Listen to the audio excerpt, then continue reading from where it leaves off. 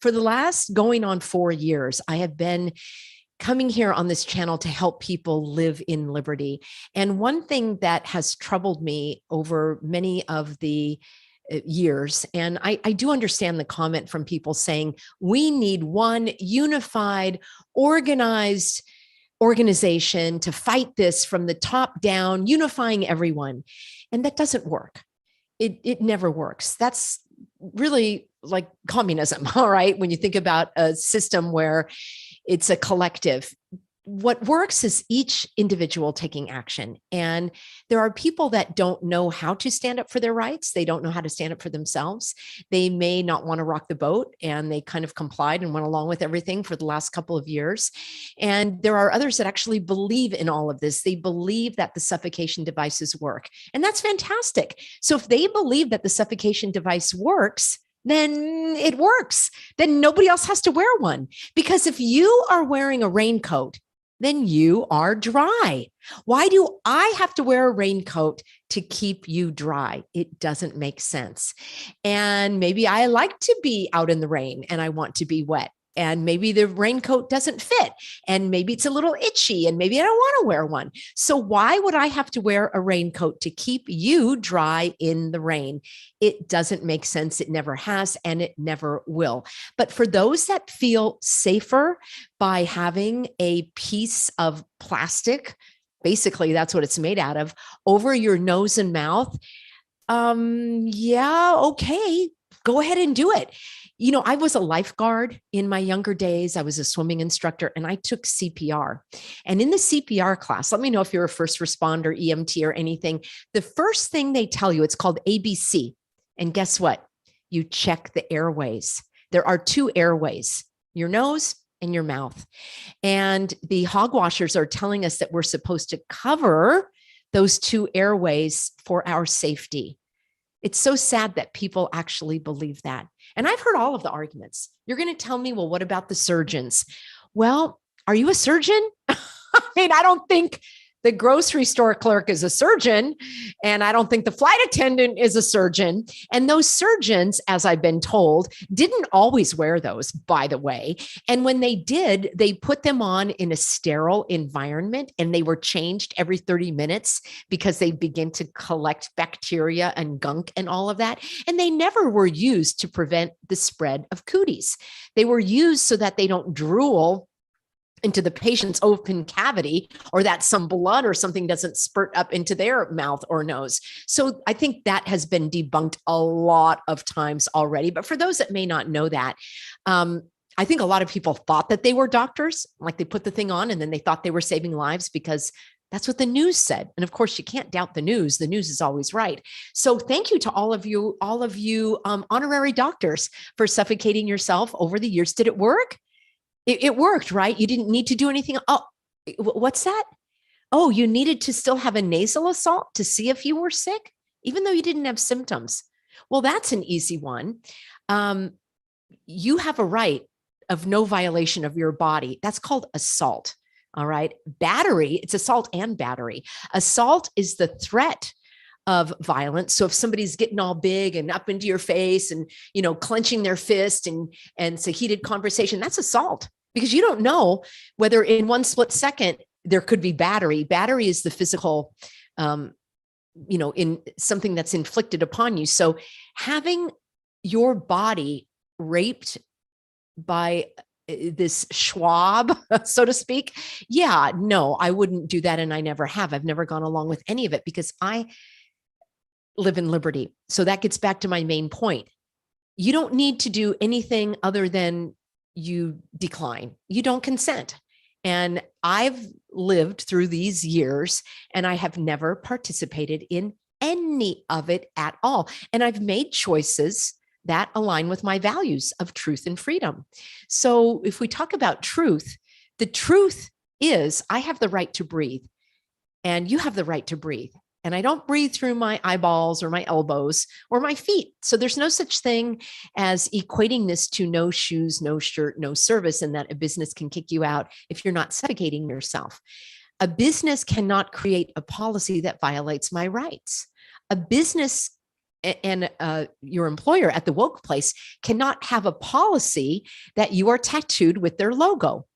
Your business cannot have a policy that all pregnant women must kill their babies in the womb. It's illegal. You cannot do that.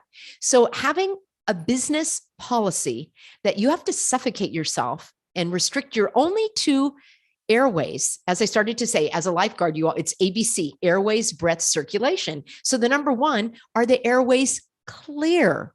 Now, you might not remember, but I sure do. Back in the day when people used to go to the dry cleaner and they would bring their clothes home from the dry cleaner, and the dry cleaner bag had a warning on it that said, keep out of the reach of children because of danger of suffocation.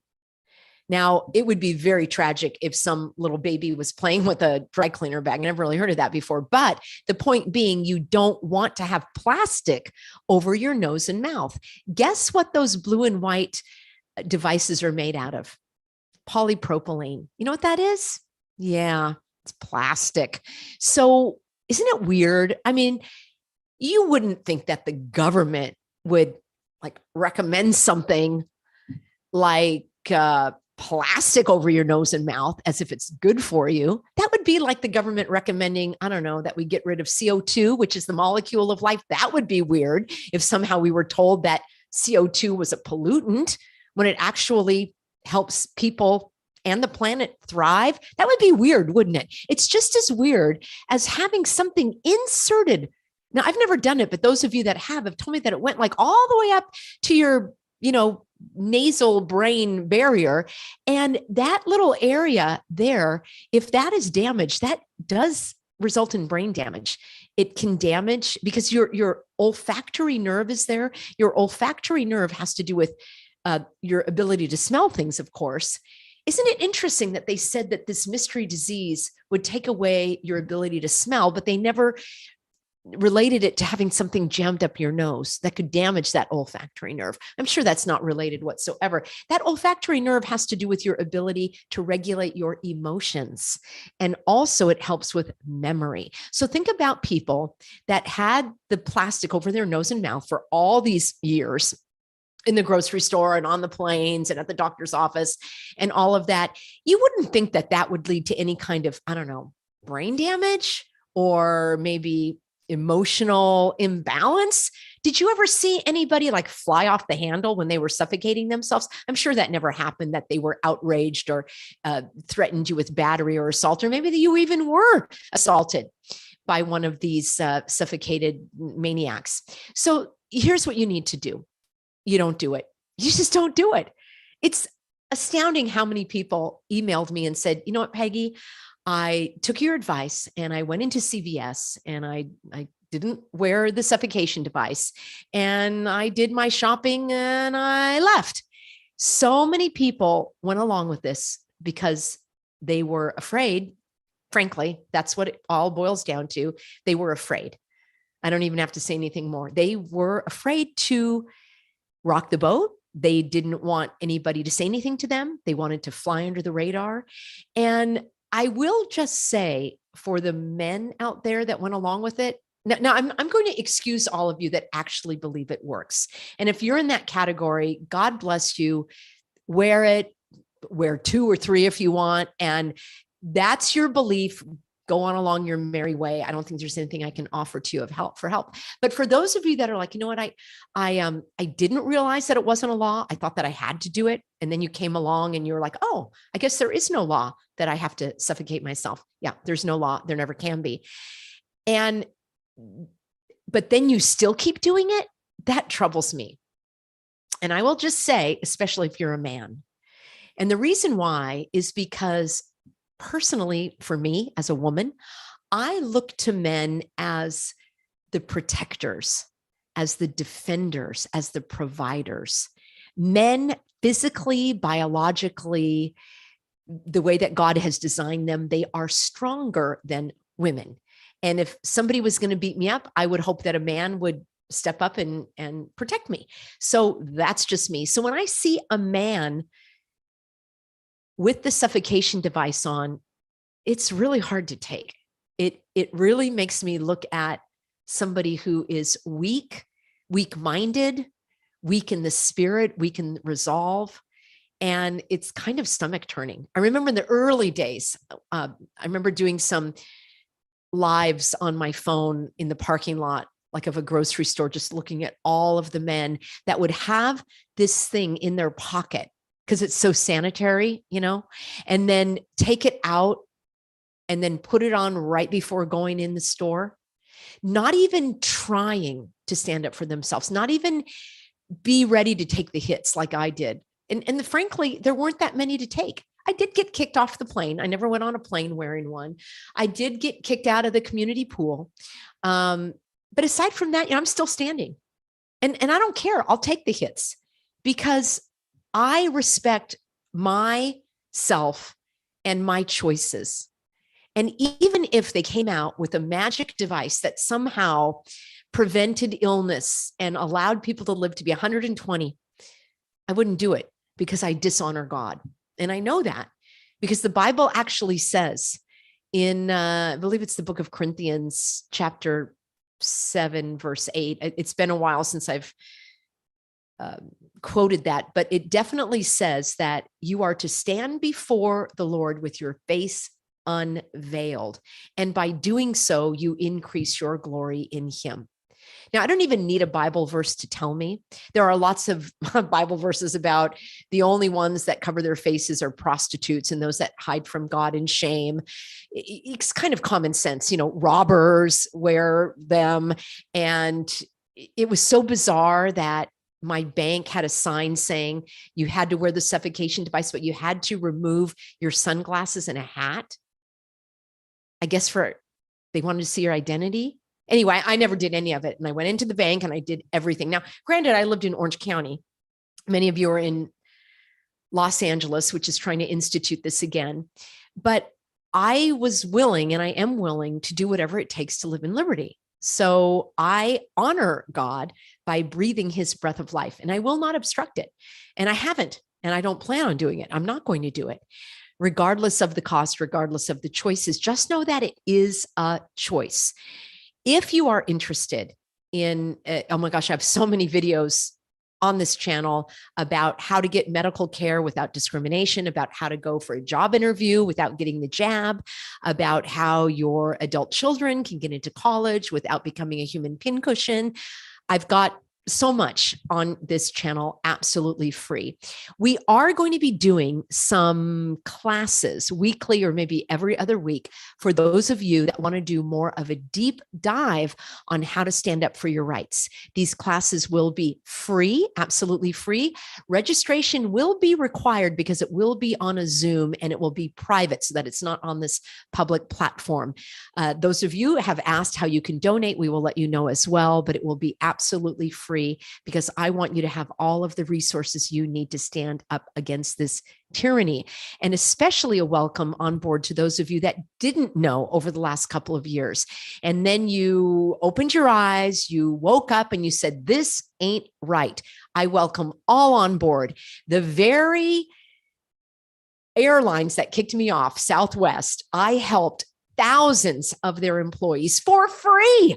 And I helped them keep their jobs without the jab, because once they got a taste of what discrimination is like, then they realized that what they had done was wrong. So when it comes to the government's authority to tell you what to do, they don't have any. All right. That's why they put it on the businesses.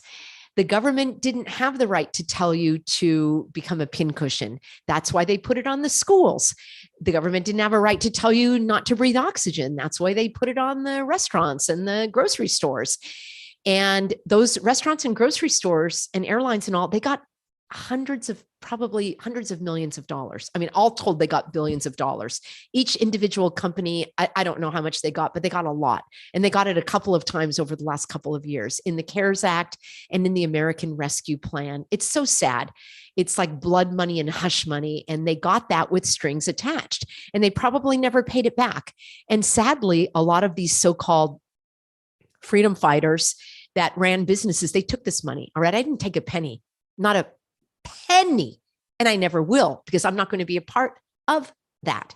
So when you feel sorry for the restaurants that were closed and all, find out how much money they took from the federal government in order to close. Just saying, things are not always as they appear. For those businesses that actually did stand up and did not take the money and took the hits, I applaud you, and I am here for you. The only authority the federal government has is over interstate and international travel.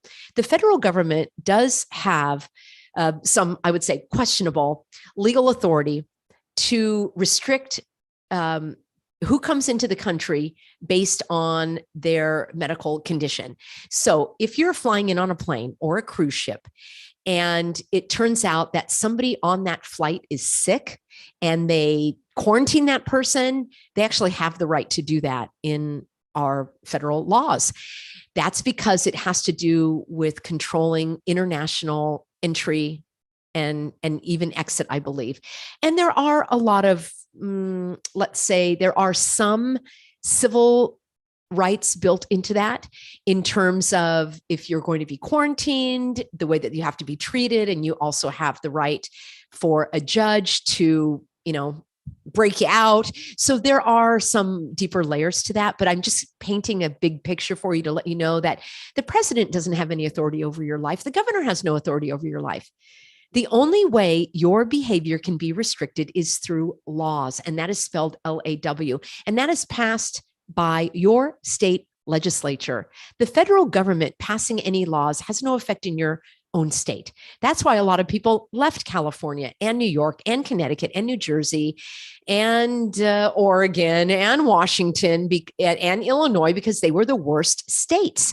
People left the freedom states of Florida and Tennessee and Oklahoma and Texas, although I hear that's kind of turning a little purple, as they say.